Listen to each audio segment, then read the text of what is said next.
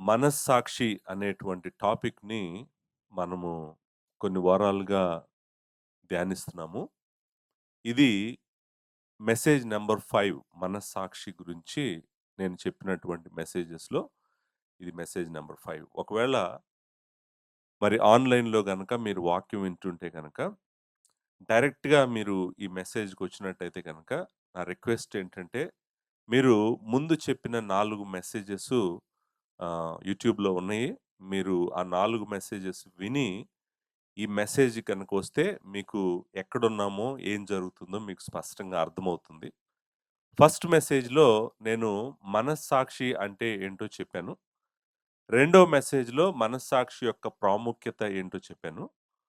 మూడో మెసేజ్‌లో అపవిత్రమైన మనస్సాక్షిని సిలువ ఎలా కడుగుతదో చెప్పాను. నాలుగో మెసేజ్‌లో పవిత్రమైన మనస్సాక్షిని ఎలా మన జీవిత కాలము కలిగుండాలో చెప్పాను. నిర్మలమైన మనస్సాక్షిని. మూడో మెసేజ్‌లో ప్రభువు మన మనస్సాక్షిని కడుగుతాడు.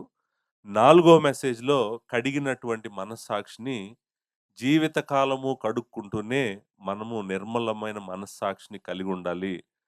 మన మనస్సాక్షి మన మీద ఎక్కడా దోషారోపణ చేయకుండా, మన ఆలోచన గాని, మన నిర్ణయాలు గాని ఉండాలి. మన క్రియలు గాని ఉండాలి అని చెప్పి నేను ఫోర్త్ మెసేజ్‌లో చెప్పాను. లాస్ట్ మెసేజ్‌లో. ఈరోజు నేను మాట్లాడబోతున్న టాపిక్కు చాలా పెద్దది దేవుని వాక్యంలో. టాపిక్ ఏంటంటే బలహీనమైన మనస్సాక్షి. అది టాపిక్. అది చాలా పెద్దది. ఎందుకు పెద్దదో గూడా నేను చూపిస్తాను. బలహీనమైన మనస్సాక్షి అంటే ఏంటో నేను చెప్పటానికి ముందు, దేవుని వాక్యము ఇంకొక విషయం గూడా చెప్తుంది. అదేంటంటే, బలమైన మనస్సాక్షి గూడా ఉందని చెప్తుంది. బలహీనమైన మనస్సాక్షి గురించి మాట్లాడుతూనే, బలమైన మనస్సాక్షి గూడా ఉందని దేవుని వాక్యము సెలవిస్తా ఉంది. సో, ఈ 2 మాటలు మీరు గుర్తుపెట్టుకోండి. బలహీనమైన మనస్సాక్షి గురించి మనం తెలుసుకోవాలి. ఒకవేళ మనకే బలహీనమైన మనస్సాక్షి ఉంటే, దానితో ఏం చేయాలి అనేది మనకు తెలియాలి. ఒకవేళ మనము బలమైన మనస్సాక్షి కలిగిన వారమైతే, మనము ఎలా ప్రవర్తించాలో గూడా ఈ వాక్యంలో మనము చూడబోతా ఉన్నాము. చూడటానికి ముందు నేను ఎక్కడెక్కడ ఈ టాపిక్కు బైబిల్‌లో ఉందో చెప్తాను. మీకు జస్ట్ ఐడియా ఉంటది. అంటే ఎంత పెద్ద టాపిక్ ఇదనేటువంటిది మీకు తెలుస్తుందనమాట. మనందరికీ మనస్సాక్షి ఉంది. మనకు తెలుసు ఆ సంగతి. మనలో మనస్సాక్షి లేని వాళ్ళు ఎవరు లేరు. నువ్వు ఆలోచన చేస్తా ఉండగానే వెంటనే వచ్చేస్తాయి. నువ్వు ఆలోచన చేస్తుంది కరెక్ట్ అయితే కరెక్ట్ అని చెప్తది. నువ్వు చేస్తున్న ఆలోచన రాంగ్ అయితే రాంగ్ అని చెప్తది.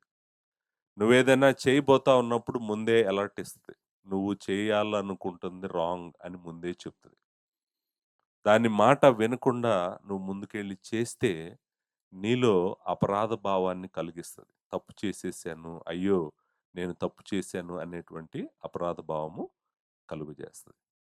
అంటే అర్థము ఏంటంటే ఇక్కడ ఉన్న వాళ్ళందరికీ ఏముందంటే మనస్సాక్షి ఉంది.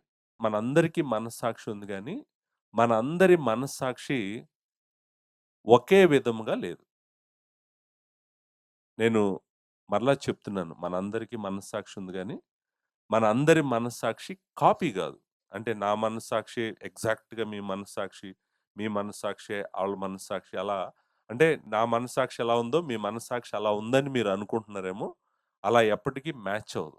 ఎగ్జాక్ట్‌గా మ్యాచ్ అవ్వటమంటూ ఏమీ లేదు. సో, మనస్సాక్షి దేని మీద ఆధారపడి పనిచేస్తదంటే, హృదయములో నువ్వు నమ్మేటువంటి సత్యమేంటో, అసత్యమేంటో అనే దాని మీద ఆధారపడి పనిచేస్తది. సో, అంటే నీ లోపల ఉన్నటువంటి నమ్మేది అన్నాను. నమ్మటం అంటే ఏంటంటే విశ్వాసం.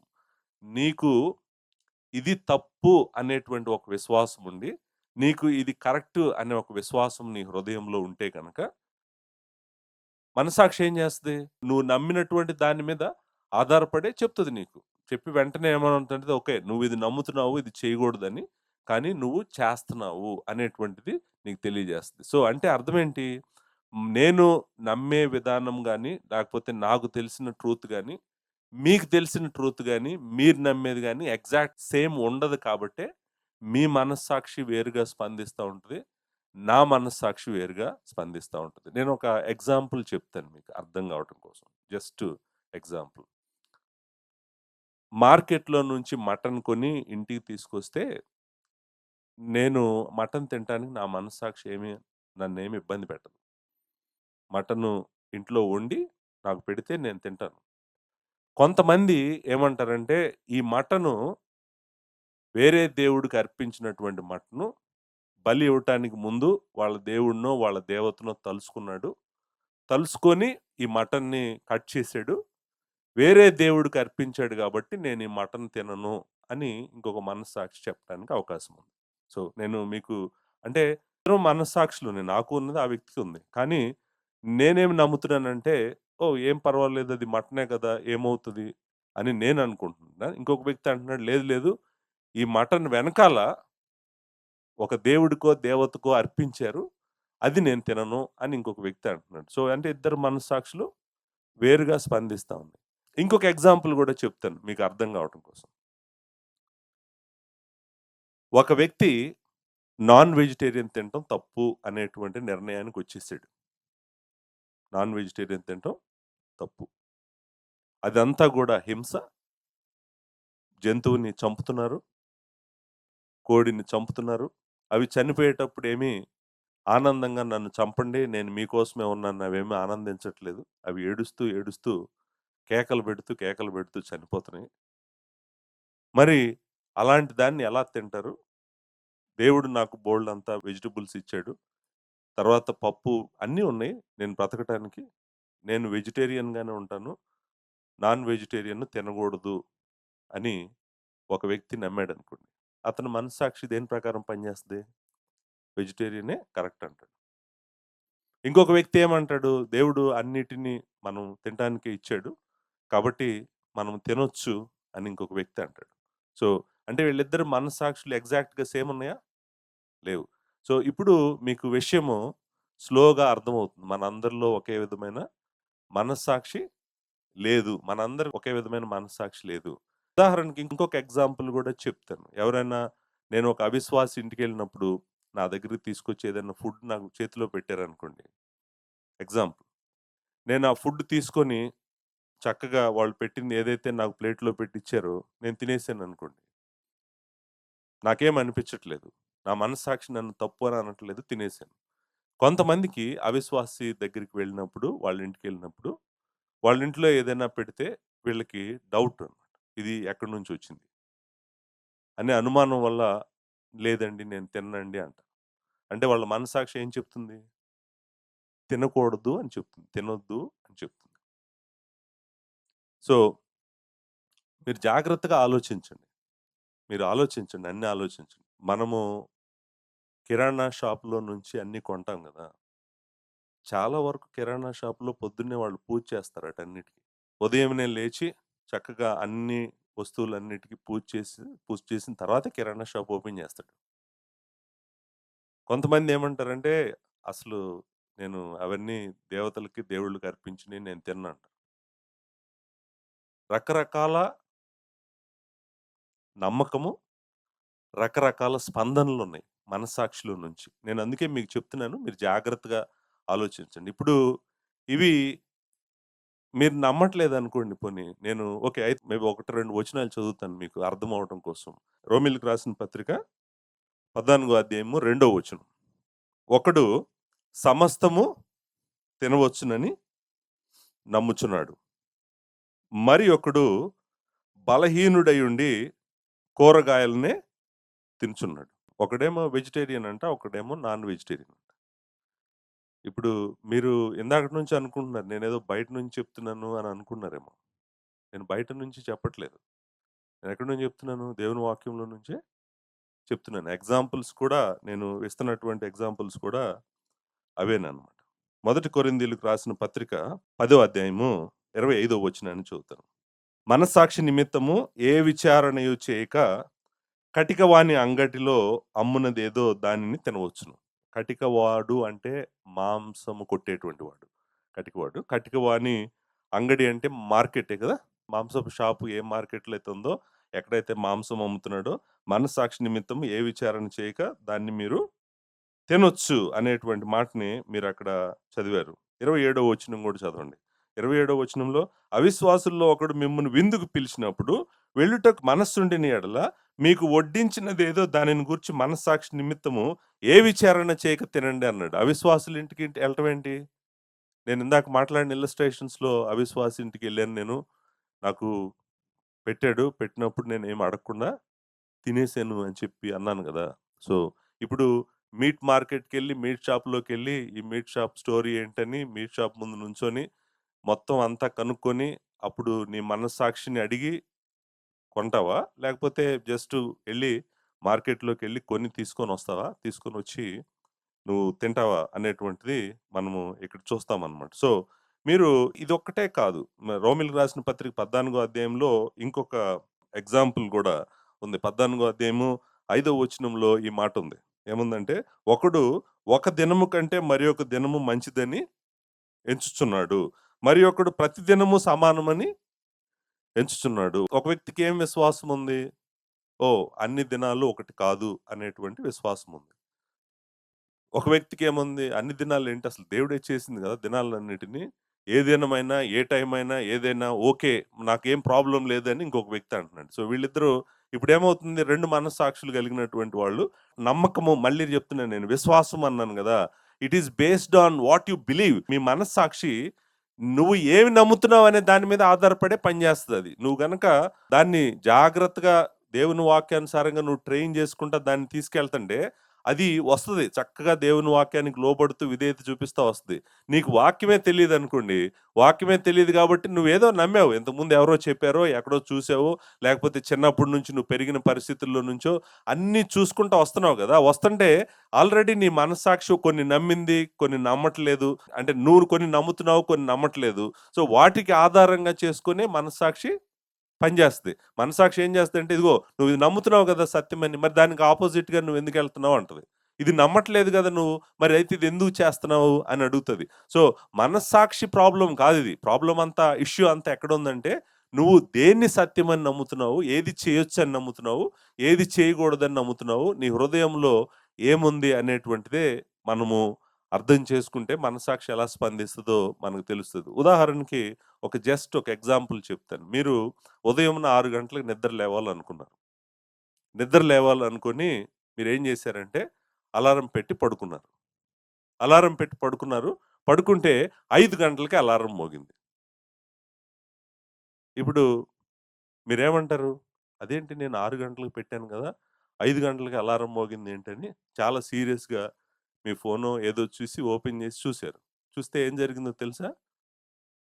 మీరు 5 గంటలకే పెట్టారు. 6 గంటలకు పెట్టలేదు. అంటే అలారం పని చేసిందా? చేయలేదా? అంటే నువ్వు దానికి ఏం చెప్తావో అది దాని ప్రకారం దాని పని అది చేసుకుంటూ ఎళ్తుంది. నువ్వు, నువ్వు దానికి కరెక్ట్‌గా చెప్పలేదు 6 గంటలకు లేపు అని. నువ్వు 5 గంటలకు లేపు అని చెప్పి నువ్వు ఊహించుకున్నావనుకో నేను 6 గంటలకు లేపమన్నానని. అదేం ఆగదు. అది చెప్పేస్తది. నువ్వు చేస్తుంది తప్పు లేకపోతే నువ్వు వెళ్తుంది కరెక్ట్ కాదు అనేటువంటి. సో, మీకు గుర్తుందో లేదో కొలస్సీలకు రాసిన పత్రిక చెప్పినప్పుడు నేను ప్రాముఖ్యంగా యూదులు దేవుని నమ్ముకున్న వాళ్ళు ఏమి నమ్మేవాళ్ళు, ఎలా నమ్మేవాళ్ళు అనేటువంటిది నేను ఒక మాట చెప్పాను. చెప్తూ మనం క్రీస్తులో ఉన్నాము. అవన్నీ మనకి లేవు అని గూడా మాట్లాడాను. రెండో అధ్యాయము 16వ వచనంలో ఈ మాట ఉందన్నమాట. కాబట్టి అన్నపానముల విషయంలోనైనను, పండగ, అమావాస్య, విశ్రాంతి దినము అనువాటి విషయంలోనైనను మీకు తీర్పు తీర్చనెవనికి అవకాశమియ్యకుడి. ఇవి రాబో వాటి ఛాయయే గాని నిజ స్వరూపము క్రీస్తులో ఉన్నది అని. ఇక్కడ చూడండి మీరు జాగ్రత్తగా అన్నపానములు అంటే ఏంటి? అన్నం అంటే తినేది, పానం అంటే తాగేది. ఏం తినాలి? ఏం తాగాలి? మీరు యూదుడికి తీసుకెళ్ళి మీరు ఒక పిగ్ ఇచ్చారనుకోండి, పంది మాంసం పెట్టారనుకోండి తినడు. ఎందుకంటే యూదుడు తినడని మీకు తెలుసు ఆల్రెడీ. ఆయన ఏం తినాలో, ఏం తినకూడదో ఆయన ధర్మశాస్త్రం చెప్తుంది. దాని ప్రకారమే ఎళ్తాడు. మీరు తీసుకెళ్ళి ఏది పడితే అది తినమంటే తినడు. పేతురుని దేవుడు కొర్నేలి ఇంటికి ఎళ్ళమన్నప్పుడు, "అసలు అన్ని జనుల ఇంటికి నేనెళ్ళటం ఏంటి" అన్నాడు. "ఆకాశం నుంచి దుప్పటొచ్చి దాంట్లో అన్ని జంతువులుండి నువ్వు తినమన్నప్పుడు నేను తిననన్నాడు." ఎందుకంటే వాళ్ళ బిలీఫ్ సిస్టమ్ అంటాం కదా! వాళ్ళ ఫెయిత్, వాళ్ళ విశ్వాసము, వాళ్ళు పెరిగింది, వాళ్ళు నేర్చుకున్న వాక్యము వేరు. ఇప్పుడేమంటున్నాడంటే వాడేమంటాడంటే, ఓహ్! విశ్రాంతి దినమే అంటున్నాడు. ఈ దినము వేరే దినము. మిగిలిన దినాలు లాంటి దినము కాదంటున్నాడు. ఈ day is a very important day. Very special day. It is for the lord. దేవుని కోసం అనేటువంటి మాట మాట్లాడుతున్నారు. ఏం తినాలో, ఏం తినకూడదో, ఏం తాగాలో, ఏం తాగకూడదో చెప్తున్నాడు. చెప్తూనే ఆయన ఏమంటున్నాడంటే పండుగలు, అమావాస్యలు, స్పెషల్ డేస్ అంటాం కదా మనం. ఆ స్పెషల్ డేస్ ఉన్నాయని నమ్ముతున్నారు. పౌలు ఏమంటున్నాడంటే మీరు ఈ వీటి విషయంలో మిమ్మల్ని ఎవరిని తీర్పు తీర్చనియొద్దు. ఎందుకంటే ఇవన్నీ కూడా ఛాయలే. నిజ స్వరూపం లార్డ్ జీసస్ క్రైస్టు. ఆయనలో ఇవన్నీ నెరవేరినాయి కాబట్టి మీరు అవన్నీ చేయాల్సిన అవసరం లేదు. మీరు వాటి జోలికెళ్ళొద్దు. మిమ్మల్ని ఎవ్వరు కూడా తీర్పు తీర్చనీయకుండా జాగ్రత్తగా చూసుకోండి అని చెప్పాడు. నేను ఆల్రెడీ ఆ పుస్తకం అంతా చెప్పాను. 48 మెసేజెస్ చెప్పాను. కొలస్సీలకు రాసిన పత్రిక మీరు వెళ్లి వింటే మీకు అర్థమవుతది. అసలు ఆ వచనాలు ఏం చెప్తున్నాయి అనేటువంటిది. మీరు జ్ఞాపకం ఉంచుకోవాల్సిందేంటంటే మనమందరం గూడా యూదులైనా, అన్యులైనా మనమందరము రకరకాల బ్యాక్‌గ్రౌండ్స్ నుంచి లార్డ్ జీసస్ క్రైస్ట్ దగ్గరికొచ్చాం. యూదులు ఒక బ్యాక్‌గ్రౌండ్ నుంచొచ్చారు. గ్రీక్ దేశస్థులు ఒక బ్యాక్‌గ్రౌండ్ నుంచొచ్చారు. వీళ్ళ దేవతలు, దేవుళ్ళు, వాళ్ళ బలులు, వాళ్ళ విశ్వాసాలు వేరు. వీళ్ళ దేవుడు, వీళ్ళ బలులు, వీళ్ళ విశ్వాసము వేరు. వీళ్ళు అందరూ కలిసి సంఘంలోకొచ్చారు. సంఘంలోకొచ్చి ఇప్పుడు దేవుని కుమారుడు శరీరంలో తీసుకొని రాబడ్డారు.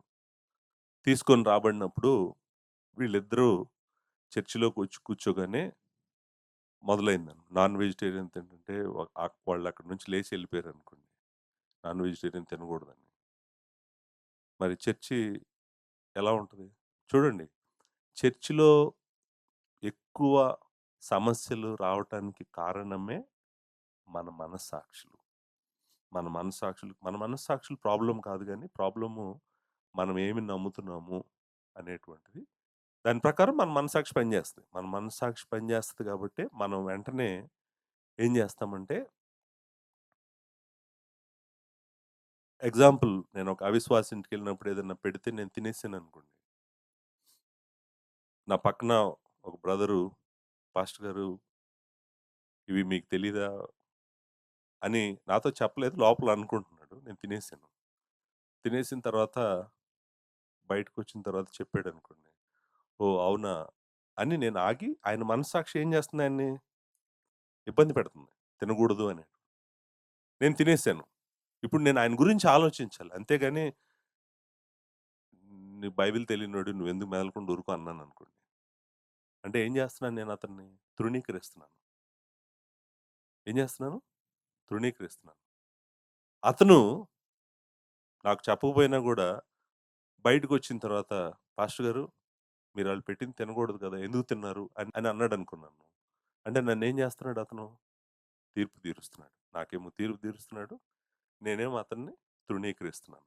సో, ఇది కాన్‌ఫ్లిక్ట్ అన్నమాట. ఈ రెండిటికి కారణము నా మనస్సాక్షి వేరేగా స్పందించింది. ఆయన మనస్సాక్షి వేరుగా స్పందించింది. ఇది మనస్సాక్షి ఇష్యూనే. నా దగ్గరున్న విశ్వాసము, నా దగ్గరున్న జ్ఞానంతో నా మనస్సాక్షి స్పందించింది. ఆయన దగ్గరున్న విశ్వాసము, ఆయన దగ్గరున్న జ్ఞానంతో ఆయన మనస్సాక్షి స్పందించింది. కానీ మా మనస్సాక్షులు 2 వేరుగా ఉన్నాయి. ఒకటే కాదు అనేది మేము అర్థం చేసుకున్నామనుకోండి. అర్థం చేసుకుంటే నేను ఆయనతో ఎలా ఉండగలనో, ఆయన నాతో ఎలా ఉండగలడో, అంటే మా ఇద్దరి మధ్య ఉన్నటువంటి ఆ సంబంధాన్ని జాగ్రత్తగా భద్రం చేసుకుంటూ, మేము మా మనస్సాక్షులను సిద్ధపరచుకుంటూ, దేవుడి కోసం బ్రతకాల్సిన మేము ఒకళ్ళనొకళ్ళు పొడుచుకుంటా ఉన్నామనుకోండి. ఆ సంఘము బాగోదు. ఆ సంఘం బాగోదు. నేను దేవుని వాక్యం చదువుతా ఉన్నప్పుడు పాలు ఈ మనస్సాక్షి గురించి ప్రాముఖ్యంగా సంఘాలలో ఉన్న మనుషుల లోపల సమస్యల గురించి చాలా రాశాడు. రోమీయులకు రాసిన పత్రిక 14 అధ్యాయము, 15 అధ్యాయము 13 వచనం వరకు, 7 వచనం దగ్గర ఆగుతది. బట్ 14 అధ్యాయం దగ్గర దగ్గర 15 అధ్యాయము 13 వచనం వరకు మొత్తము విషయం అయితే ఇదే. 14 అధ్యాయం, 15 అధ్యాయం సగం వరకు. ఇదే కాదు. మొదటి కొరింథీయులకు రాసిన పత్రిక 8 అధ్యాయం అంతా ఇదే. మొదటి కొరింథీయులకు రాసిన పత్రిక 10 అధ్యాయం అంతా ఇదే. 10 అధ్యాయము 23 వచనం దగ్గర ఎక్కడ స్టార్ట్ అవుతుంది. 23 దగ్గర స్టార్ట్ అయ్యి 33 వచనం దగ్గర ఎండ్ అవుతది. 10 అధ్యాయము. సో, 10వ అధ్యాయం మాట్లాడుతుంది దీని గురించే. 8వ అధ్యాయం అంతా మాట్లాడుతుంది దీని గురించే.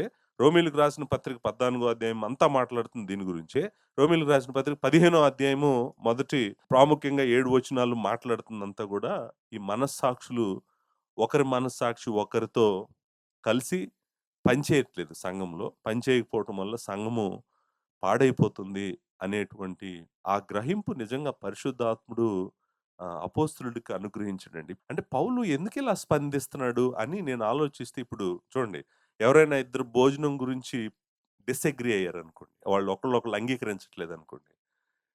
నేను అది చర్చ్‌లో పెద్ద ఇష్యూ లాగా అసలు పట్టించుకోకుండా మెదలకుండా ఎళ్ళిపోతాను. ఆళ్ళిద్దరు భోజనం గురించి పోట్లాడుకుంటూ కొంచెంసేపు పోట్లాడుకుంటారు. తర్వాత వదిలేస్తారు. ఆళ్ళిద్దరికి అర్థమవుతదిలే అని. కానీ పాలు వదలట్లేదు. పాలు అంటాడు, "అది భోజనం ఇష్యూ కాదు. అది మనస్సాక్షి ఇష్యూ" అంటాడు.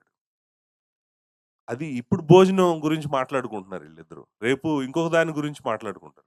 ఎల్లుండి ఇంకో దాని గురించి మాట్లాడుకుంటారు. మరి నేను గనక ఈ విషయాన్ని సంఘాలలో ఉన్నటువంటి ఈ మనస్సాక్షుల మధ్య ఉన్నటువంటి దీన్ని గనక నేను ప్రాపర్‌గా సాల్వ్ చేయకపోతే ఏదో ఒక రూపంలో వస్తానే ఉంటది. ఏదో ఒక రూపంలో వస్తాను. నేను చాలా ఎగ్జాంపుల్స్ చెప్పగలను. ఇంకొక ఎగ్జాంపుల్ చెప్తాను మీకు. అంటే ప్రాక్టికల్‌గా మీకు అర్థం కావడం కోసమని చెప్తున్నాననమాట. ఇంకొక ఎగ్జాంపుల్ ఏంటో తెలుసా అండి? చూడండి జనరల్‌గా మాట్లాడుకుంటారు కదా! మూవీస్ చూస్తారు అంటారు కదా! మూవీస్ చూడటం. మూవీస్ చూడటం తప్పు కాదు అని కొంతమందంటారు. మూవీస్ చూడటం తప్పు అని కొంతమందంటారు. మీరు వెంటనే ఏమంటారంటే, "పాస్టర్ గారు మూవీస్ చూడటం తప్పని అందరం అంటాము. మా గురించి మీకు తెలీదని మీ గురించి నాకు తెలుసు. కాబట్టే చెప్తున్నాను. మీరేం జెప్పినా, మీరేం జేస్తారో మీకు తెలుసు." సో, విషయం ఏంటంటే, మూవీస్ చూడటం తప్పు అని కొంతమంది చెప్తున్నారు. కొంతమంది నా మనస్సాక్షి ఏమి అనిపించట్లేదు అని కొంతమందంటున్నారు. ఇప్పుడు నేను మాట్లాడేటువంటి మేబీ మూవీసు మీరిప్పుడు తెలుగు లేకపోతే ఇండియాలో చూస్తున్నటువంటి మూవీస్ లాంటి మూవీస్ కాదు. నేను మాట్లాడుతుంది ఇవన్నీ గూడా బట్టలు వెరీ స్కాంటీ డ్రెస్డ్ ఇవన్నీ దారుణం ఇవి. వల్గర్ ఇదంతా గూడా. అసలు చూడగూడనటువంటి, వెళ్ళగూడనటువంటి, వినగూడనటువంటిదంతా ఇప్పుడు ఇప్పుడు మనం చూస్తున్నటువంటి సినిమాల గురించి కాదు. నేను ఒక ఎగ్జాంపుల్ చెప్తాను మీకు. 'The lord of the rings' అనేటువంటి మూవీ ఒకటుంది. లేకపోతే 'హాబిట్' అనేటువంటి మూవీ ఒకటుంది. 'హ్యారీ పోటర్' అనేటువంటి మూవీ. అంటే నేనంటుంది జనరల్‌గా దాంట్లో ఆహ్, వల్గారిటీ ఉండకపోవచ్చు. బట్ ఫిక్షనల్ స్టోరీసో ఏదో ఉంటాయన్నమాట. చూడొచ్చా? అంటే కొంతమందేమంటారు? అస్సలు చూడకూడదు. సినిమాలే క్రిస్టియన్ అంటే సినిమాలు చూడకూడదు. ఒక మనస్సాక్షి. ఇంకొక మనస్సాక్షి ఏమంటది? నేను అమెరికాలో చదువుకున్నాను గదా! వాళ్ళు చర్చ్‌లో పిల్లల్ని తీసుకొని సినిమాకెళ్ళేవాళ్ళు. నాకసలు ఏం అర్థమయ్యేది గాదు. పిల్లల్ని తీసుకొని మూవీ నైట్ అని ఉండేది. ఈ సినిమాలు అక్కడ లేవు గదా!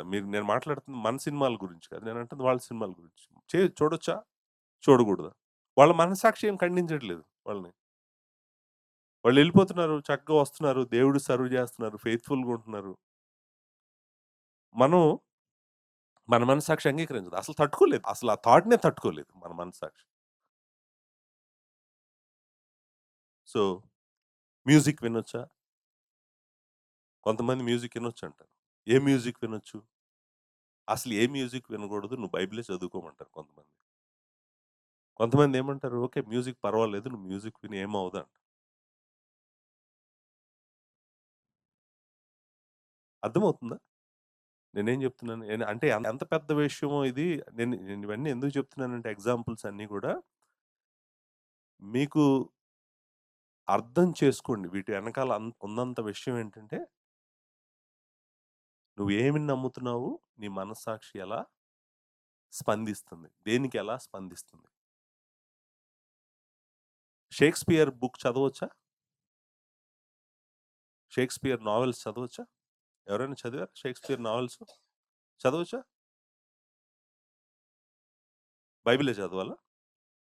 ఒకాయనేమో బైబిలే చదవాలి. 'షేక్స్‌పియర్' నావెల్స్ చదవకూడదు. 'హ్యారీ పాటర్' బుక్స్ చదవకూడదు. 'క్రానికల్స్ ఆఫ్ నార్నియా' చదవకూడదు. ఏమి చదవకూడదు. ఇంకొకళ్ళేమంటారంటే, లిటరేచరే కదా! లిటరేచర్ ఎందుకు చదవకూడదు? ఏ లిటరేచర్ చదివితే ఏంటి? ఫిక్షనల్ లిటరేచర్ చదవకూడదని ఏమన్నా ఉందా? నాన్ ఫిక్షన్ చదవాలని ఏమన్నా ఉందా? లేకపోతే అసలు ఏ లిటరేచర్ చదివితే ఏంటి ప్రాబ్లము?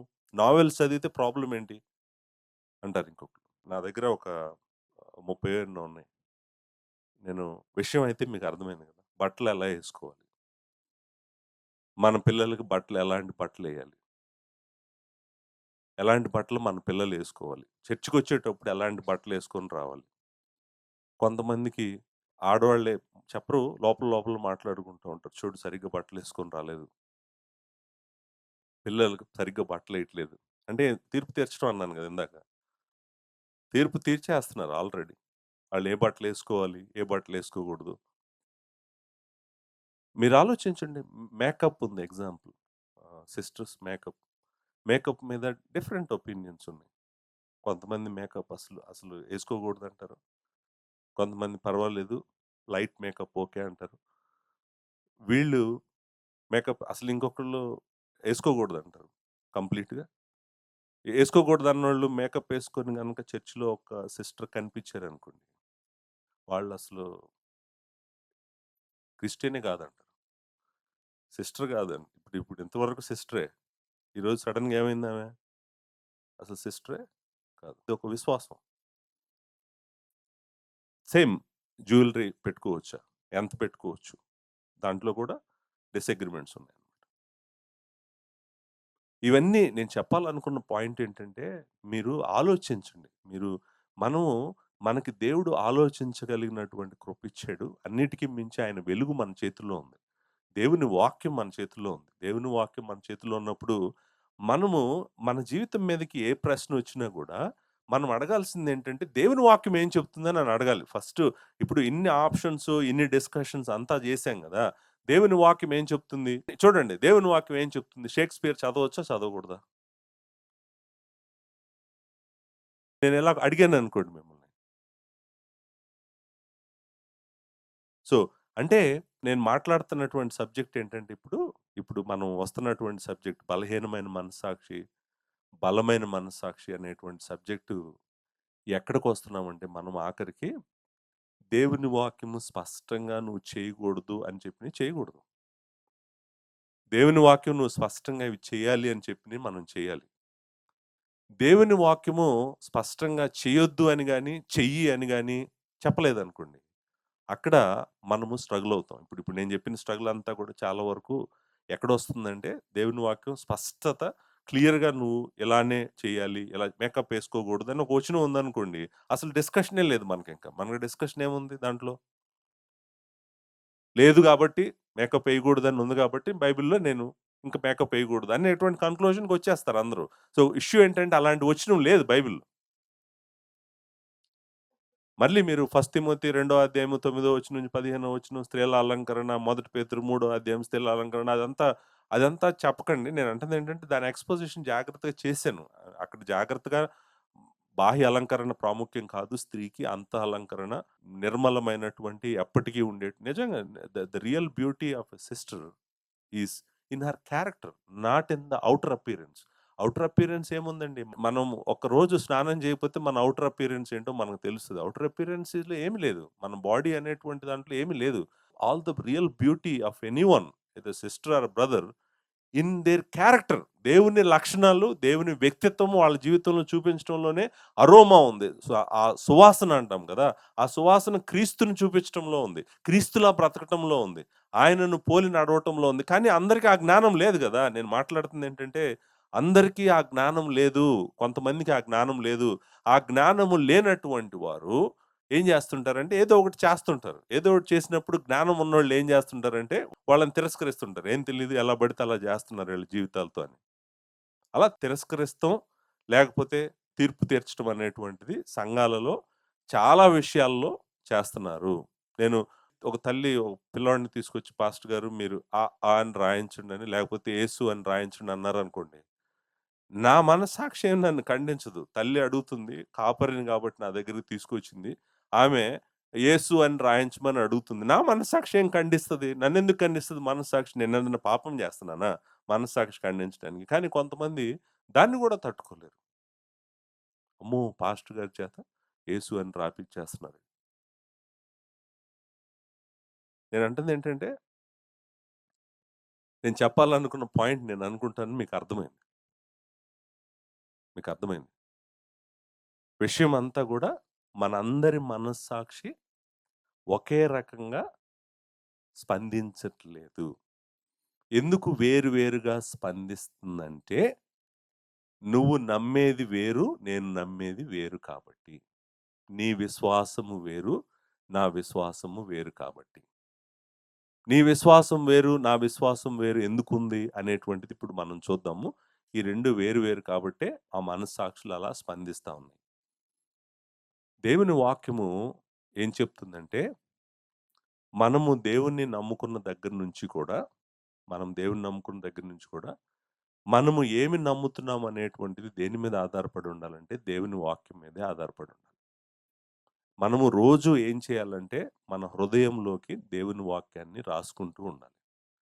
దేవుని వాక్యం ఎక్కువ మన హృదయంలో మనం రాస్తూ ఉన్నప్పుడు, మన విశ్వాసము ఎదుగుతా ఉంటది. మన విశ్వాసం ఎదుగుతా ఉన్నప్పుడు, మన మనస్సాక్షి ఇంతకుముందు సున్నితంగా ఉండి, ప్రతిదానికి స్పందించేది అలా స్పందించదు. అలా స్పందించటం ఆగిపోతుంటది. ఎందుకంటే, మనం ఏం చేస్తున్నామంటే, మన హృదయాన్ని దేవుని వాక్యంతో నింపుతున్నప్పుడు, మన మనస్సాక్షి గూడా ఏం అర్థం చేసుకుంటదంటే, ఓహ్!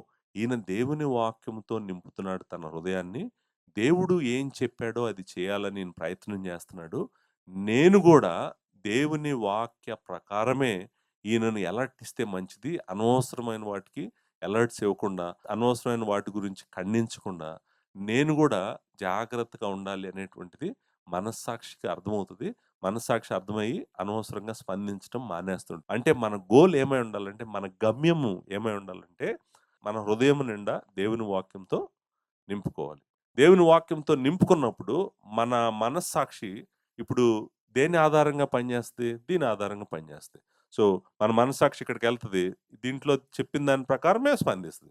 దీంట్లో చెప్పని దాంతో దాని స్పందించదు. సో, అంటే దాన్నేం చేస్తున్నామంటే పర్ఫెక్ట్ విల్ ఆఫ్ గాడ్‌కి తెస్తున్నామనమాట దాన్ని. దాన్నేం చేస్తున్నామంటే దేవుని సంకల్పానికి, దేవుని చిత్తానికి కంప్లీట్‌గా మన మనస్సాక్షిని లాక్కొచ్చి ఏం చేస్తున్నామంటే నువ్వు దేవుని సంకల్ప ప్రకారమే నువ్వు నడువు. ఆయన సంకల్పమే కరెక్ట్. నాకు ఆయన చిత్తం చేయటమే నాకిష్టం.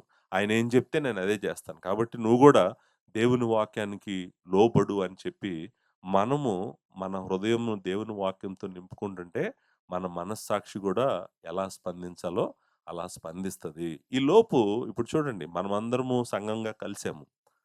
మనమందరము ఒకేసారి దేవుడి దగ్గరికి రాలేదు. మనమందరం రకరకాల సమయంలో దేవుని దగ్గరికొచ్చాము. మనందరికీ బైబిల్ ఒకే విధంగా తెలీదు. మరి అలాంటప్పుడు మన అందరి మనస్సాక్షి ఒకే రకంగా ఎలా స్పందిస్తది? స్పందిస్తది గదా! స్పందించినప్పుడు మనలో కొంతమంది బలహీనమైన మనస్సాక్షి కలిగిన వాళ్ళుంటారు. కొంతమంది బలమైన మనస్సాక్షి కలిగిన వాళ్ళుంటారు. బలమైన మనస్సాక్షి కలిగిన వాళ్ళెవరు పాస్టర్ గారు? బలహీనమైన మనస్సాక్షి కలిగిన వాళ్ళెవరు పాస్టర్ గారంటే, దేవుని వాక్యము ఏం చెప్తదంటే, బలహీనమైన మనస్సాక్షి అంటే అర్థము ఏంటంటే, వారికి దేవుని వాక్యము పట్ల సరైన జ్ఞానము లేదు. జ్ఞానము మాత్రమే కాదు, ఆ జ్ఞానములో నుంచి వాళ్ళకు దేవుని వాక్యానుసారంగా అర్థం చేసుకొని జీవించడానికి కావాల్సినటువంటి విశ్వాసము లేదు. బలహీనమైన విశ్వాసము. కాబట్టే బలహీనమైన మనస్సాక్షి వాళ్ళు కలిగున్నారు. ఎవరికైతే దేవుని గూర్చినటువంటి జ్ఞానము ఎక్కువ ఉంటదో, వాళ్ళ విశ్వాసము బలంగా ఉంటది. అంతేకాదు వాళ్ళ మనస్సాక్షి గూడా చాలా బలంగా ఉంటదని దేవుని వాక్యము చెప్తుంది. సో, మీరు మీకు అర్థమైంది బలహీనమైన మనస్సాక్షి అంటే ఏంటి? బలమైన మనస్సాక్షి అంటే ఏంటి? దేవుని వాక్యంలో కొన్ని సార్లు బలహీనమైన విశ్వాసము, బలమైన విశ్వాసం అని గూడా అంటాడనమాట. దాని ఉద్దేశ్యం అదే. ఆయన చెప్పాలనుకుందేంటంటే బలమైన విశ్వాసం అంటే ఏంటి? బలమైన విశ్వాసం అంటే ఏంటంటే, నీకు దేవుని వాక్యం ఎక్కువ తెలుసు. నీ విశ్వాసము దేవుని వాక్యానికి కంప్లై అవుతుంది. అగ్రీ అవుతుందనమాట. అది బలమైన విశ్వాసం. బలహీనమైన విశ్వాసం ఏంటి? నీకు దేవుని వాక్యము తెలీదు. దేవుని వాక్యం తెలీదు కాబట్టి, నువ్వు వెంటనే ఏం జేస్తున్నావు? వేరే వాళ్ళు చేస్తుందని నువ్వు చేస్తుంది తప్పు అని జెప్తున్నావు. అతనేమంటున్నాడు? నీకు వాక్యం అంతా తెలీదు గదా! నువ్వు తప్పు అని ఎందుకంటావు అంటున్నాడు. అర్థమవుతుంది కదా! సో, ఇది యాక్చువల్‌గా మనము న్యూ టెస్ట్‌మెంట్‌లో చూసేటువంటిది. సో, ఈ 2 మనస్సాక్షుల గురించి నేను చెప్పాను.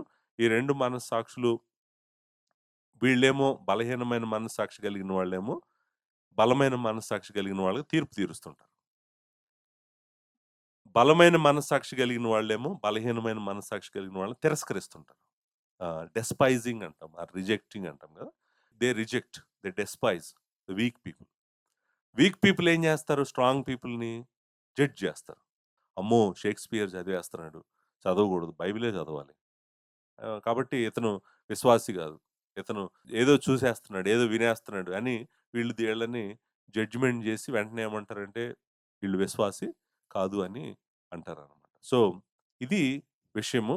సో, నేను ఇంతవరకు బలహీనమైన మనస్సాక్షి అనే మాటే మీరు చూడలేదు బైబిల్‌లో. ఇంతసేపు నేను వాక్యం చెప్పాను. మిమ్మల్ని అంటే విషయం ఎంత పెద్దదో మీరు అర్థం చేసుకోవాలని నేను ఎంత టైమ్ స్పెండ్ చేశాను. దేవుని వాక్యంలో నుంచి నేనిప్పుడు చదవటానికి ప్రయత్నం చేస్తాను.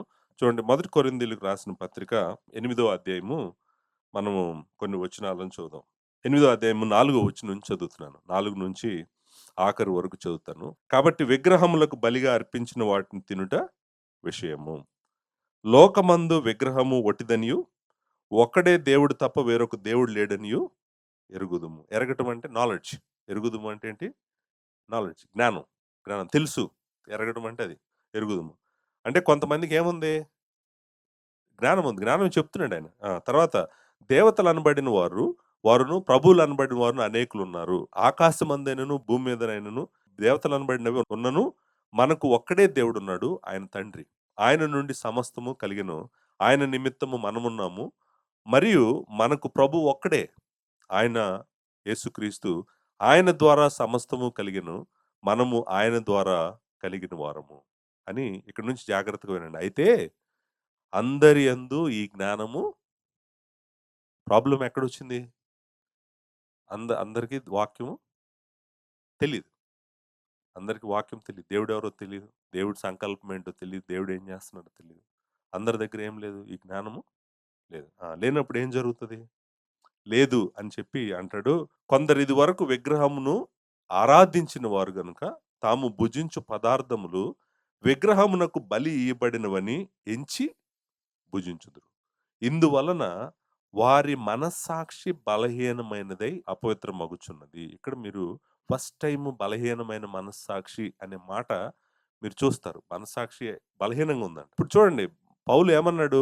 వాళ్ళు తినేటప్పుడు విగ్రహములకు బలి ఇవ్వబడినని ఎంచి తిన్నారనుకోండి, వెంటనే వాళ్ళ మనస్సాక్షి ఏం చేస్తుంది? అరే! నువ్వు తినకూడదు. ఈ మీట్ తినకూడదు. ఈ మాంసం తినకూడదు. ఈ మాంసం ఎక్కడి నుంచి వచ్చిందో తెలుసా?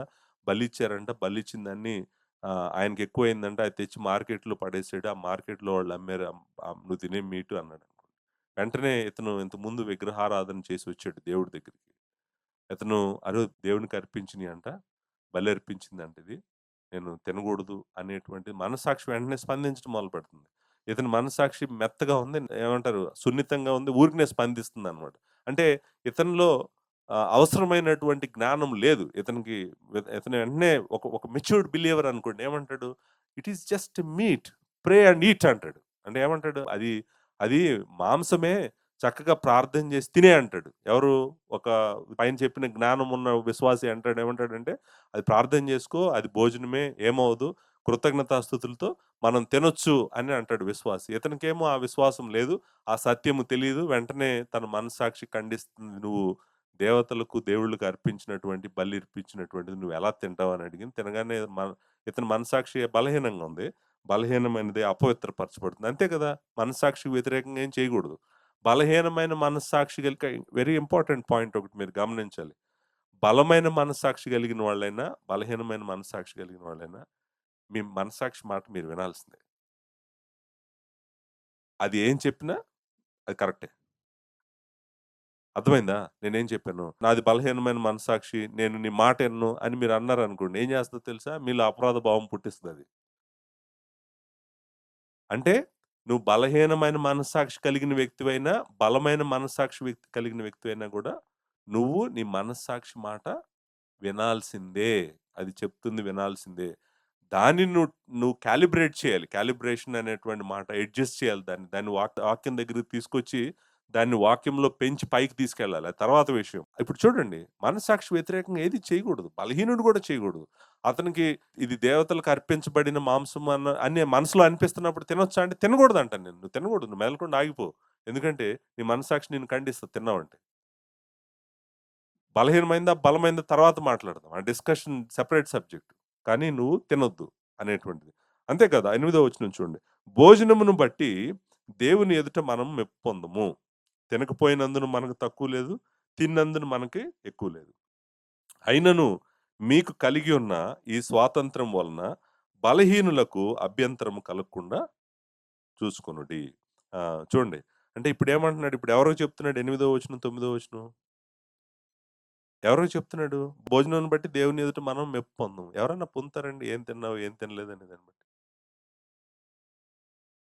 తినకపోయినందున మనకు తక్కువ లేదు. తిన్నందున మనకి ఎక్కువ లేదు. అయినను మీకు కలిగున్న ఈ స్వాతంత్ర్యం వలన బలహీనులకు అభ్యంతరం కలగకుండా చూసుకోండి. ఎవరికి చెప్తున్నాడో తెలుసా? బలవంతులకు చెప్తున్నాడు. ఎవరికి చెప్తున్నాడు? బలమైన మనస్సాక్షి కలిగిన వాళ్ళకి చెప్తున్నారు. మీకు తెలుసు విషయము ఏదైనా పర్వాలేదు. దేవుడు మనకిచ్చిన ఆహారం అది. ప్రార్థన చేసుకొని తినేయొచ్చని మీకు తెలుసు. కానీ ఆ బలహీనమైన మనస్సాక్షి కలిగిన నీ సహోదరుడికి తెలీదు. నీ సహోదరికి తెలీదు. నువ్వు వాళ్ళ విషయంలో జాగ్రత్తగా ఉండు అని చెప్తున్నాడు. అభ్యంతరం కలగకుండా చూసుకోమన్నాడు. 10వ వచనం. ఏలయనగా జ్ఞానము గల నీవు విగ్రహాలయమందు భోజన పంక్తి కూర్చుండగా ఒకడు చూసిన ఎడల బలహీనమైన మనస్సాక్షి గల అతడు విగ్రహములకు బలి ఇవ్వబడిన పదార్థములను తింటుకు ధైర్యము తెచ్చుకొను గదా! చూడండి. ఇక్కడ అసలు అంటే సినారియో గూడా కొంచెం ఆహ్, నేననుకుంటాను సీరియస్ సినారియో చెప్తున్నాడు. ఏంటంటే విగ్రహాలయంలోకెళ్ళి భోజనం ఎందుకు జేస్తున్నాడీయన? జ్ఞానం ఉంది. ఇప్పుడు విగ్రహాలయమందు అనే మాట ఉంది గదండీ అక్కడ. ఏముంది? విగ్రహాలయమందు అంటే అర్థమేంటి? అర్థమేంటంటే ఇప్పుడు ఈ బిలీవరు ఎక్కడున్నాడు? విగ్రహాలయంలో ఉండి భోజనాలు పెడుతున్నారక్కడ. భోజనాలు తింటున్నాడు. ఒక విశ్వాసి అదే విగ్రహారాధన చేసేవాడు. బలులర్పించేవాడు. దేవుడిని నమ్ముకొని దేవుడి దగ్గరికొచ్చాడు ఇప్పుడు. ఇప్పుడు దేవుని దగ్గరికొచ్చిన తర్వాత అతనేమనుకుంటున్నాడంటే విగ్రహారాధన, విగ్రహాలకు అర్పించినయి తినగూడదని ఇతను నమ్ముతూ క్రీస్తు దగ్గరికొచ్చినప్పుడు, ఒక విశ్వాసి బాగా మెచ్యూర్డ్ బిలీవరు ఎళ్లి విగ్రహాలయమందు ఏం లేదు. విగ్రహాలయందు ఏం లేదు. బలుల్లో ఏం లేదు. అసలు దేవతలు, దేవుళ్ళు లేరు. నిజమైన దేవుడు ఒక్కడే. నేనెళ్లి కూర్చుంటాను, తింటాను. నాకేం అవ్వదని ఎళ్లి కూర్చున్నాడనుకోండి. తింటున్నాడనుకోండి. ఇతను చూసాడనుకోండి అతను తినటం. ఇతనికేమనిపిస్తది? అతను తింటున్నాడు నేను కూడా తినొచ్చనుకోండి. అని కూర్చుంటాడు. కూర్చొని తింటుంటాడు. తింటుంటాడు గానీ లోపల మనస్సాక్షి ఏమంటుంటది? నువ్వు చేస్తుంది తప్పు. ధైర్యం తెచ్చుకున్నాడు. ధైర్యం తెచ్చుకొని ఎళ్ళిపోయి తింటున్నాడు గానీ మనస్సాక్షి బలహీనంగానే ఉంది. మనస్సాక్షి వెంటనే ఏమంటది? నువ్వు చేస్తుంది తప్పు అంటది. బై ది వే ఆహ్, ఇప్పుడు విగ్రహాలయంలోకి విశ్వాసి ఎందుకెళ్ళాడు అని మీరు ఆలోచిస్తా మీరక్కడే ఆగిపోకండి. నాతో పాటు మెసేజ్‌లో ముందుకు రండి. ఎందుకెళ్ళుండొచ్చంటే మేబీ వాళ్ళ కుటుంబంలో అవిశ్వాసులున్నారేమో! వాళ్ళ పెళ్లి జరుగుతుందేమో అక్కడ. మీకేం తెలుసు ఎందుకెళ్ళాడో?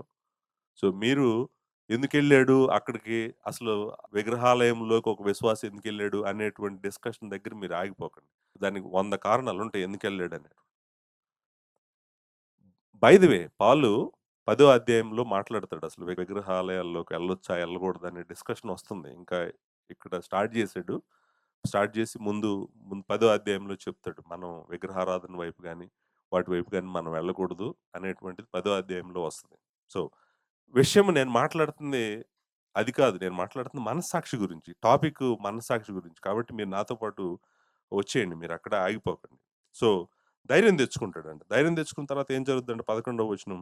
అందువలన ఎవని కొరకు క్రీస్తు చనిపోయెనో, ఆ బలహీనుడైన ఆ నీ సహోదరుడు నీ జ్ఞానమును బట్టి నశించును అన్నాడు. చూడండి అంటే ఎంత స్ట్రాంగ్‌గా చెప్పాడో చూడండి. నశించును అనే మాట చిన్న మాట కాదు. నువ్వు బలహీనుడైన మనస్సాక్షి కలిగిన నీ సహోదరుడిని నువ్వు డిస్టర్బ్ చేస్తున్నావు అనలేదు. నువ్వు డిస్టర్బ్ చేస్తున్నావు అనలేదు. నువ్వు బాధ పెడుతున్నావు అనలేదు. నువ్వు ఏమంటున్నాడు? నశిస్తాడు అంటే ద స్ట్రాంగెస్ట్ పాసిబుల్ లాంగ్వేజ్ వాడి చెప్తున్నాడు. అంటే ఏమంటున్నాడంటే, నీకు స్వాతంత్రం ఉంది గదా! అని బలమైన మనస్సాక్షి కలిగిన నువ్వు, నీ ఇష్టానుసారంగా మిగిలిన మనస్సాక్షులు బలహీనమైన మనస్సాక్షులు కలిగిన వారిని నువ్వు పట్టించుకోకుండా, నీ స్వాతంత్ర్యాన్ని నువ్వు వాడుకుంటూ, నీ ఇష్టానుసారంగా నువ్వు ప్రవర్తించావంటే, చాలామంది పాపము చేయటానికి, నశించిపోవటానికి నీ జీవితం కారణం అవుతదని చెప్తున్నాడు. అంటే అలా చేయకూడదు మనం. చేయకూడదు. అంటే బలమైన మనస్సాక్షి కలిగిన వాళ్ళు అలా చేయకూడదు. ఎలా చేయాలి? అసలు ఎవరితో ఉన్నావు నువ్వు? నీ పక్కన ఎవరున్నారు? నువ్వు ఎవరి కోసం ఉన్నావు?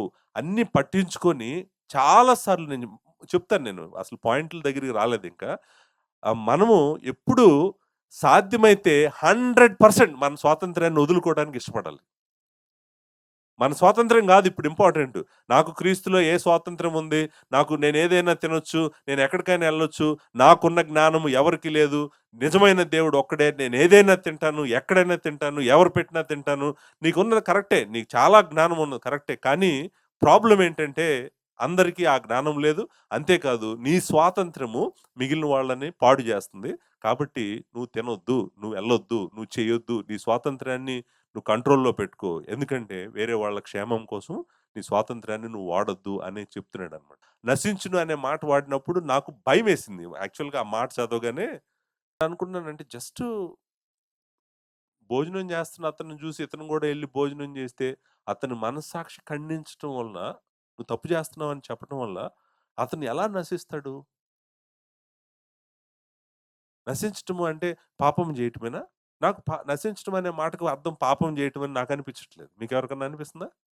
నాకనిపించట్లేదు. నాకనిపించట్లేదేంటంటే, అతను స్లోగా నేననుకుంటాను నిదానంగా మళ్ళీ వాళ్ళతో కలిసి, వాళ్ళ దగ్గరికెళ్ళి, వాళ్ళతోనే సహవాసం చేస్తా. పెద్ద తేడా ఏం లేదు. అంటే దేవుడిని నమ్ముకున్నాను గానీ, ఎక్కడికొచ్చినా కూడా మళ్ళీ తిరిగి ఈళ్ళు అక్కడికెళ్తున్నారు కాబట్టి, నేను గూడా వాళ్ళతో కలిసి కూర్చొని తినొచ్చు, వాళ్ళతో సహవాసం చేయొచ్చు, ఎళ్ళొచ్చు అని చెప్పి నిదానంగా అటు గనుక ఎళ్ళాడనుకోండి. జీవం గల దేవుడి దగ్గరికొచ్చి మళ్ళీ వెనక్కి తిరిగి ఎళ్ళాడనుకోండి. ఏం జరుగుతది? దానికి కారణం ఎవరు ఆఖరికి? దానికి కారణము ఎవరంటే, బలమైన మనస్సాక్షి కలిగిన ఒక విశ్వాసి. అంతేకాదు ఇంకొక మాట కూడా అన్నాడు 12వ వచనం. ఎలాగు సహోదరులకు విరోధంగా పాపము చేయుట వలన వారి బలహీనమైన మనస్సాక్షికి నొప్పించుట వలనను మీరు క్రీస్తునకు విరోధంగా పాపం చేయువారు. ఇప్పుడు చూడండి మీరు అతను పాపం చేసాడు. మనస్సాక్షి ఖండిస్తుంది కదా అతన్ని. బలహీనమైన మనస్సాక్షి కలిగిన వాడు ఖండిస్తుంది. ఖండించడమే కాదు అతను ఎలాంటి నిర్ణయాలు తీసుకుంటాడని తెలీదు. బట్ ఇప్పుడు ఇంతకి విషయం ఏమంటున్నాడంటే నువ్వు గూడా పాపం జేసావు. ఇప్పుడు నీ మనస్సాక్షి గూడా నిన్ను ఖండిస్తది. అరే! నా వలన అతను ఇలా అయిపోయాడు. నువ్వు క్రీస్తుకు విరోధంగా పాపం జేస్తున్నావు. నువ్వు అలా చేయగూడదు అని జెప్తున్నాడు. అంటే చూడండి అంటే మనము స్వాతంత్రం ఉంది గదా! నేను ఏమైనా తినొచ్చు, ఏమైనా చేయొచ్చు అని ఒక క్రైస్తవుడు తన స్వాతంత్రము వాడటం మొదలుపెట్టాడంటే, బలమైన మనస్సాక్షిని వాడటం మొదలుపెట్టాడంటే, చుట్టూ ఎవరున్నారు? వాళ్ళకి ఏం చేయాలి అని ఆలోచించకుండా మొదలుపెట్టాడంటే చాలా మందిని పాడు జేస్తాడు. అంతేగాదు తను గూడా క్రీస్తుకు వ్యతిరేకంగా పాపం జేస్తాడు. కాబట్టి తన స్వాతంత్ర్యాన్ని తను జాగ్రత్తగా వాడాలి. ఎవరు? బలమైన మనస్సాక్షి కలిగినటువంటి వ్యక్తి. సో, ఇక్కడ మీరు ఎన్ని సార్లు బలహీనమైన మాట కనపడింది మీకు? మీరు చూడండి ఏడో వచనంలో ఉంది గదండీ! మనస్సాక్షి బలహీనమైనదే అనే మాటుంది గదా! తర్వాత 9వ వచనంలో బలహీనులకు అనే మాటుంది గదా! 11వ వచనంలో బలహీనుడైన అనే మాటుంది గదా! 12వ వచనంలో బలహీనమైన మనస్సాక్షి అనేటువంటి మాటుంది గదా! సో, అంటే బేసికల్‌గా ఇక్కడ మనం మాట్లాడుతుందేంటంటే, బలహీనమైన మనస్సాక్షి కలిగిన వాళ్ళుంటారు. దేవుడిని నమ్ముకున్న వాళ్ళలో. వాళ్ళని జాగ్రత్తగా మీరు గమనిస్తా వెళ్ళండి. అంతేగాని నాకు స్వాతంత్రం ఉందని మీ ఇష్టానుసారంగా మీరు బ్రతకటం కుదరదు అని చెప్పి చెప్తున్నట్టుగా మనం ఇక్కడ చూస్తామనమాట. సో, ఇది ఒక చాప్టర్ బలమైన మనస్సాక్షి కలిగినటువంటి వాళ్ళకి. సో, నేననుకుంటాను నేను ఒక 10 విషయాలు చెప్దాం అనుకున్నాను. బలహీనమైన మనస్సాక్షి కలిగిన వాళ్ళు ఒకళ్ళతో ఒకళ్ళు ఎలా కలిసి పని చేయాలని. నేను చెప్పాలనుకున్న మెయిన్ మెసేజ్ ఏంటంటే, బలమైన మనస్సాక్షి కలిగిన వాళ్ళున్నారు సంఘంలో. బలహీనమైన మనస్సాక్షి కలిగిన వాళ్ళున్నారు. వీళ్ళిద్దరూ ఇద్దరూ ప్రయత్నించాల్సిందేంటంటే, దేవుని వాక్యాన్ని వాళ్ళ హృదయంలో నింపుకొని, దేవుని సంకల్పం ప్రకారము వాళ్ళ మనస్సాక్షులు పనిచేయడానికి ఈళ్ళిద్దరూ ప్రయత్నం చేయాలి. అల్టిమేట్ గోల్ అది. కానీ ఈలోపు ఏం చేయాలి వీళ్ళు ఒకళ్ళనొకళ్ళు ఏం చేయాలి? బలవంతులు, బలహీనులు ఒకళ్ళనొకళ్ళు కలిసి ఎలా సపోర్ట్ చేసుకుంటూ దేవుని మహిమ కోసం బ్రతకాలి అనేటువంటిది ఈరోజు నేను చెప్పాలనుకున్న మెసేజ్. నా మెసేజ్‌లో 10 పాయింట్స్ ఉన్నాయి. నేనిప్పుడు ఏం జేశానంటే, ఉపోద్ఘాతం కంప్లీట్ జేశాను. ఇంట్రడక్షన్ అయిందనమాట. అసలు నేను మెసేజ్ దగ్గరికి రాలేదు. కానీ మీకు విషయం ఏంటో నేననుకుంటాను విషయమైతే మీకు అర్థమైంది. బలహీనమైన మనస్సాక్షి కలిగిన వాళ్ళు, బలమైన మనస్సాక్షి కలిగిన వాళ్ళు. ఫస్ట్ కొరింథియన్స్ చాప్టర్ 8లో మనం బలహీనమైన అనే మాట చూసాం గదా! ఆ మాట ఇంపార్టెంట్ మాట. గ్రీక్ పదము అస్థెనేస్ అనేటువంటి మాట అన్నమాట. బలహీనమైన అనే మాట చదివాం గదా! ఇందాక 8దో అధ్యాయంలో. అక్కడ వాడిన మాట ఏంటి? అస్థెనేస్ బలహీనమైంది. అంటే అస్థెనేస్ అంటే బలహీనమైంది. ఇప్పుడు మీరు వెంటనే అడుగుతారు, పాస్టర్ గారు అసల మీరు అస్థెనేస్ అనే మాట ఎందుకు చెప్పారు? బలహీనమైందంటే మాకు అర్థమవుతుంది గదా! మళ్ళీ ఒక గ్రీక్ పదం జెప్పి ఇదంతా ఏంటంటే ఎందుకు జెప్పానో చెప్తాను వినండి. అసలు ఇంతకు అస్థెనేస్ అంటే ఏంటి? బలహీనమైందంటే ఏంటి? అది తెలియాలి గదా మనకి. బలహీనమైన మనస్సాక్షి అంటున్నాను. అసలు బలహీనమైన మనస్సాక్షి అంటే అర్థం ఏంటి? అర్థమేంటో చెప్తున్నాను. జాగ్రత్తగా మీరు గమనించండి. దీని మీనింగ్ ఏంటంటే దట్ విచ్ లాక్స్ స్ట్రెంగ్త్, బలము లేనటువంటి. బలహీనమైందేంటి? నెగెటివ్‌గా చెప్పాడు. బలము లేనటువంటిది. అంతేకాదు it's it's week and powerless ఆ మాటలు గూడా వాడారు. ఇక్కడ చూడండి, ఈ అస్తెనేస్ అనే మాటని నేను గ్రీక్ డిక్షనరీ డెఫినిషన్‌లో నుంచి చెప్తున్నాను.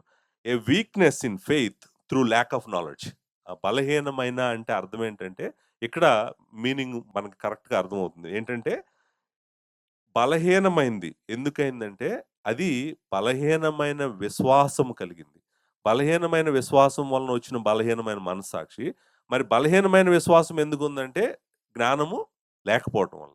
జ్ఞానము లేకపోవటం వల్ల, విశ్వాసము బలహీనంగా ఉండటం వల్ల, మనస్సాక్షి బలహీనంగా ఉందంట. అది యాక్చువల్‌గా అస్తెనేస్ అనేటువంటి మాట యొక్క అర్థమనమాట. అంటే, నేను ఇక్కడ మీకు చెప్పాలనుకున్న పాయింట్ ఏంటంటే, మరలా మీ మనస్సాక్షికి మీరేమి నమ్ముతున్నారు అనే దానికి కనెక్షన్ ఉంది. మీ విశ్వాసానికి మీ మనస్సాక్షి కనెక్షన్ ఉంది.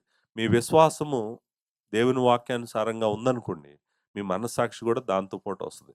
మీ విశ్వాసము దేవుని వాక్యానుసారంగా లేదనుకోండి, మీ మనస్సాక్షి గూడా దాంతో వస్తది. సో, మీరు మీ హృదయంలో దేవుని వాక్యంతో ఎక్కువ మీరు నింపుకుంటే గనక, మీ మనస్సాక్షి బలంగా ఉంటది. మీకు దేవుని వాక్యము, జ్ఞానము, విశ్వాసము లేకపోతే గనక, మీ మనస్సాక్షి బలహీనంగానే ఉంటది. అందుకే రోమీయులకు రాసిన పత్రికలో మనస్సాక్షి అనే మాట వాడకుండానే ఏమన్నాడు చూడండి. 14 అధ్యాయం మొదటి వచనంలో ఏమన్నాడు? విశ్వాస విషయమై బలహీనుడైన వానిని చేర్చుకొనుడి అనే మాట ఉంది గదా! ఇప్పుడు అక్కడ గూడా బలహీనుడు అనే మాట ఉంది గదండీ! బలహీనుడు దగ్గర ఇక్కడ the one who is week అనే మాట వాడారు. ఇది ఇక్కడ పార్టిసిపుల్ అంటాం మనం ఇంగ్లీష్‌లో. పార్టిసిపుల్ వాడాడు. అక్కడ అస్తెనేస్ అనేటువంటి మాట వాడలేదు. అస్తెనెయో అనే మాట వాడాడు. 14 అధ్యాయం మొదటి వచనంలో. అక్కడేమో మొదటి కొరింథీయులకు రాసిన పత్రిక 8 అధ్యాయంలో ఏమో అస్తెనేస్ అనే మాట వాడాడు. ఇక్కడ పార్టిసిపుల్ వాడాడు కాబట్టి వర్బ్ ఫార్మ్ వాడాడు. క్రియ రూపం వాడాడు కాబట్టి అస్తెనెయో అన్నాడు. అంటే అర్థం ఏంటి? ఇక్కడ మాట్లాడుతుంది గూడా దేని గురించి 14 అధ్యాయంలో? బలహీనమైన మనస్సాక్షి. కానీ అక్కడ చెప్పటం మాత్రం ఏమని చెప్పాడు? విశ్వాస విషయంలో బలహీనుడయ్యాడు అని అన్నాడు గదా! సో, నేను అందుకే ఆ గ్రీక్ పదం జెప్పి, ఆ గ్రీక్ పదాన్ని వర్ణించాననమాట. ఏంటంటే, మనస్సాక్షి బలహీనం అవ్వటానికి కారణము, బలహీనమైన మనస్సాక్షి మీరు కలిగుంటానికి కారణము, మీ విశ్వాసం బలహీనంగా ఉంది గాబట్టి.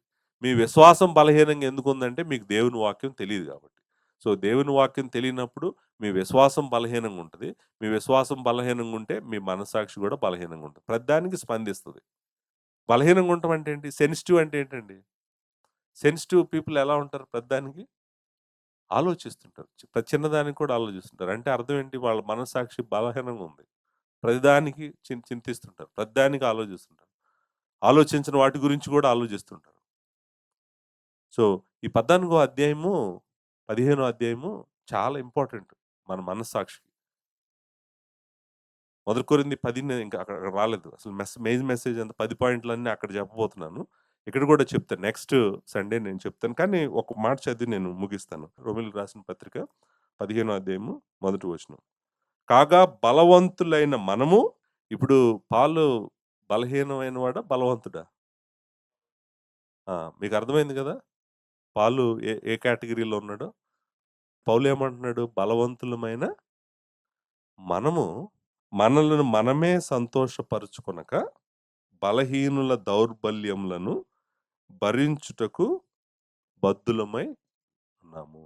అసలు ఈ వచనము ఎవరు చెప్పారు? ఎందుకు చెప్పారు? ఏ సందర్భంలో చెప్పారు? ఎవ్వరికీ తెలీదు. ఈ వచనం ఎలా పడితే అలా వాడేస్తున్నారు. దానికి సందర్భం ఉంది. 14 అధ్యాయం మొదటి వచనం దగ్గర మొదలుపెట్టాడు. మొదలుపెట్టి జాగ్రత్తగా తీసుకొని ఎళ్తున్నాడు. మీరు చూడండి 14 అధ్యాయం 17 వచనం చదివారా? మేబీ మీ అందరికి తెలిసిన వచనమే అనుకుంటా. చాలా సార్లు క్యాలెండర్‌లో కూడా చదివుంటారు మీరు. క్యాలెండర్‌లో తర్వాత మీ సోషల్ మీడియాలో కూడా చదివుంటారు. దేవుని రాజ్యము భోజనమును, పానము కాదు గానీ, నీతియు, సమాధానము, పరిశుద్ధాత్మ యందలి ఆనందమునై ఉన్నది. అసలు ఈ వచనం ఎందుకుందో తెలుసా ఇక్కడ? ఏం జరుగుతుందో తెలుసా? ముందు 16 వచనాల్లో ఏం జరుగుతుందో తెలుసా? బైబిల్ చదివేటప్పుడు సందర్భము ఏంటి? పైనేం జరుగుతుంది? కిందేం జరుగుతుందని తెలుసుకొని చదవాలని తెలుసా? అందరూ ఎవరు పడితే వాళ్ళు బైబిలు ఎలా పడితే అలా, వాళ్ళకెలా కావాలో అలా మాట్లాడుతున్నారు, వాడుకుంటున్నారు వచనాల్ని. ప్రతి వచనానికి ఒక సందర్భం ఉంది. ఆయన ఎందుకు చెప్తున్నాడో, ఎనకాల ఏం జరుగుతుందో మనం తెలియకుండా గనక ఆ వచనాలు చదివి వాడుకున్నామంటే, మరలా మనం ప్రూఫ్ టెక్స్టింగ్ అంటాం దీన్ని. ప్రూఫ్ టెక్స్టింగ్ చేస్తున్నాం బైబిల్‌ని. It's another wrong way of reading Bible. So, నేను ఈ మాటలు ఎందుకు చెప్తున్నానంటే, ఇదంతా విషయం అంతా ఏంటంటే, బలమైన మనస్సాక్షి, బలహీనమైన మనస్సాక్షి కలిగినటువంటి ఇద్దరు వ్యక్తులు సంఘంలో ఉన్నప్పుడు, వాళ్ళిద్దరిని పట్టుకొని, సంఘము ఐక్యంగా ఎలా నడవాలో పౌలు మాట్లాడుతున్నాడు. టాపిక్ అది. టాపిక్ ఏంటంటే, బలహీనమైన మనస్సాక్షి కలిగిన వాళ్ళు, బలమైన మనస్సాక్షి కలిగిన వాళ్ళుంటారు సంఘంలో. వీళ్ళు వాళ్ళని తీర్పు తీర్చకుండా, వాళ్ళు వీళ్ళని తృణీకరించకుండా, ఒకరినొకరు పట్టుకొని జాగ్రత్తగా, ఐక్యతగా ఎలా ఎళ్ళాలి అనేటువంటిది పౌలు చెప్తున్నాడు. ఈ 2 అధ్యాయాల్లో 15 అధ్యాయం, 14 అధ్యాయంలో. దాన్ని నేను నెక్స్ట్ సండే ఈవినింగ్ నేనేం జేస్తానంటే, మనము రకరకాల మనస్సాక్షులు కలిగినటువంటి మనలో కొంతమందికి బలమైన మనస్సాక్షి ఉంది. కొంతమందికి బలహీనమైన మనస్సాక్షి ఉంది. కొంతమందికి మధ్యలో ఉంది. బలంగా లేదు, బలహీనంగా లేదు. మనమందరము కలిసి ఎలా ఒకరినొకరు అర్థం జేసుకుంటా, దేవుని కోసము, దేవుని సంకల్పం కోసం మనం జీవించాలనేది నేనొక 10 పాయింట్లు చెప్తాను నెక్స్ట్ సండే. ఆ 10 పాయింట్లు గూడా నేను స్క్రిప్చర్‌లో నుంచి చూపిస్తాను. ఆ 10 మనం ఎప్పుడూ చర్చ్‌కొచ్చిన ప్రతిసారి గుర్తుపెట్టుకోవాలి. అందరూ నేను నమ్మినయి నమ్మరు. అందరూ నేను కోరుకున్న విధంగానే జరగదు. ప్రతి ఒక్కరికి వాళ్ళ విశ్వాసాలున్నాయి. వాళ్ళ మనస్సాక్షులున్నాయి. వాళ్ళు మనస్సాక్షి చెప్పిన దాని ప్రకారం వాళ్ళు నడుస్తారు అనేది మనం గుర్తుపెట్టుకోకుండా ముందుకెళ్ళిపోయి, ఏది పడితే అది చేసి, వాళ్ళని డిస్టర్బ్ జేసి, మనం డిస్టర్బ్ అయిపోయి, వాళ్ళు నశించిపోవటానికి మనం కారణమయ్యి, వాళ్ళు దేవుని ఎదురు పాపం జేయడానికి కారణం మనమయ్యి, మొత్తము ఇంటికెళ్ళి బాధపడి, కన్నీళ్లు పెట్టుకొని, చాలా రాత్రులు నిద్రపోకుండా ఇదంతా జరగకుండా ఉండాలంటే, మనము మనస్సాక్షి గురించి, బలమైన మనస్సాక్షి, బలహీనమైన మనస్సాక్షి గురించి మనం అందరం తెలుసుకోవాలి. దేవుని విస్తారమైన కృప మీ అందరికీ తోడుగా ఉంది. Thank you.